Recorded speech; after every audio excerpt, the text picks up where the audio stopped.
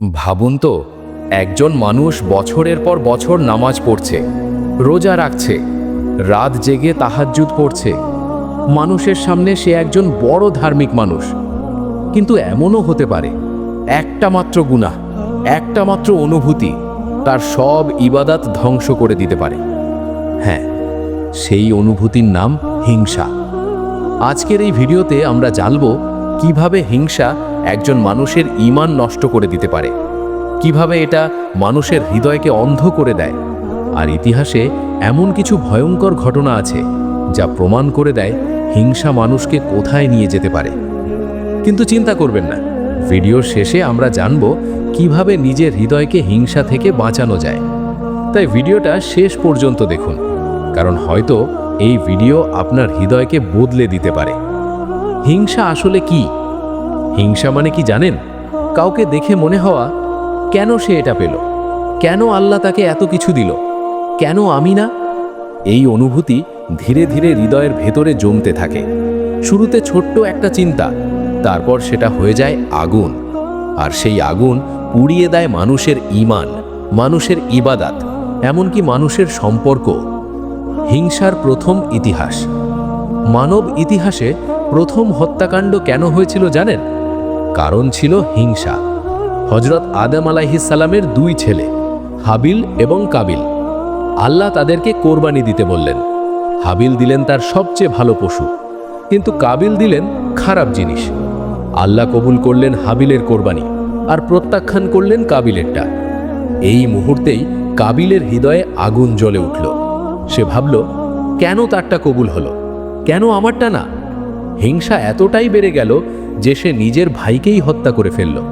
ভাবুন, মানব ইতিহাসের প্রথম খুন, এক ভাই আরেক ভাইকে হত্যা করল। কারণ কি? হিংসা।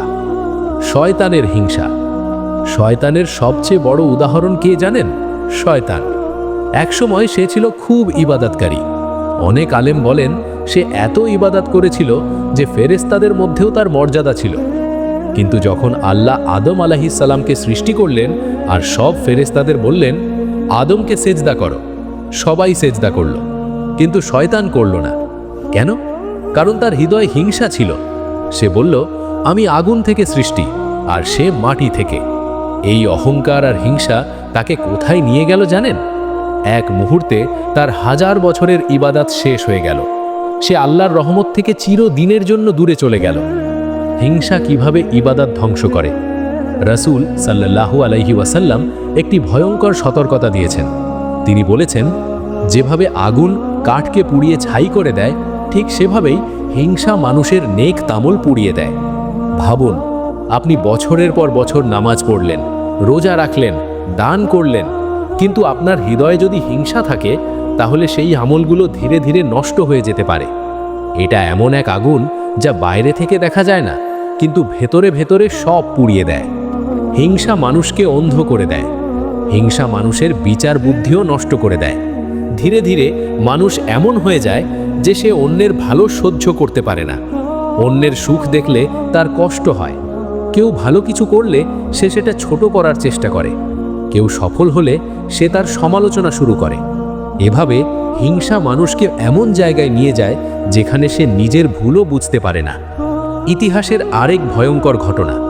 মদিনায় একসময় কিছু লোক ছিল যারা বাইরে থেকে মুসলিম ছিল, কিন্তু ভেতরে তারা ইসলামকে ঘৃণা করত। এদেরকে বলা হয় মুনাফিক। তাদের নেতা ছিল একজন ব্যক্তি যার হৃদয় ভরা ছিল হিংসায়। সে দেখছিল মানুষ দিন দিন রাসূলকে ভালোবাসছে, তার নেতৃত্ব শেষ হয়ে যাচ্ছে। এই হিংসা তাকে এমন জায়গায় নিয়ে গেল যেখানে সে ইসলামের বিরুদ্ধে ষড়যন্ত্র শুরু করল। ভাবুন, হিংসা একজন মানুষকে কতটা অন্ধ করে দিতে পারে। হিংসা পরিবার নষ্ট করে। আজকে আমাদের সমাজেও একটা জিনিস খুব বেশি দেখা যায়। ভাই ভাইয়ের ওপর হিংসা করে, বন্ধু বন্ধুর ওপর হিংসা করে, আত্মীয় আত্মীয়ের ওপর হিংসা করে। কেউ ভালো চাকরি পেল, মানুষ খুশি হওয়ার বদলে কষ্ট পায়। কেউ ভালো ব্যবসা করলো, মানুষ দোয়া করার বদলে সমালোচনা করে। কেউ সুখে আছে, মানুষ তার সুখে আগুন লাগাতে চায়। এটাই হিংসার বাস্তব রূপ। হিংসা কেন জন্মায়? হিংসার মূল কারণ কয়েকটা। প্রথম কারণ, দুনিয়ার প্রতি অতিরিক্ত ভালোবাসা। মানুষ ভাবে সব কিছু তারই হওয়া উচিত। দ্বিতীয় কারণ আল্লাহর সিদ্ধান্তে অসন্তুষ্টি। আল্লাহ যাকে যা দিয়েছেন তা মেনে নিতে না পারা। তৃতীয় কারণ অহংকার। মানুষ ভাবে আমি তার চেয়ে ভালো।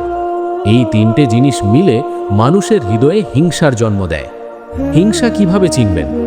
নিজের ভেতরে হিংসা আছে কিনা বুঝবেন কিভাবে? কিছু লক্ষণ আছে। কেউ সফল হলে আপনার কষ্ট হয়, কেউ প্রশংসা পেলে আপনি বিরক্ত হন, কেউ ভালো করলে আপনি তার দোষ খুঁজতে শুরু করেন। এই লক্ষণগুলো যদি আপনার মধ্যে থাকে তাহলে বুঝবেন হৃদয়ে হিংসা ঢুকে গেছে। হিংসার ভয়ঙ্কর পরিণতি।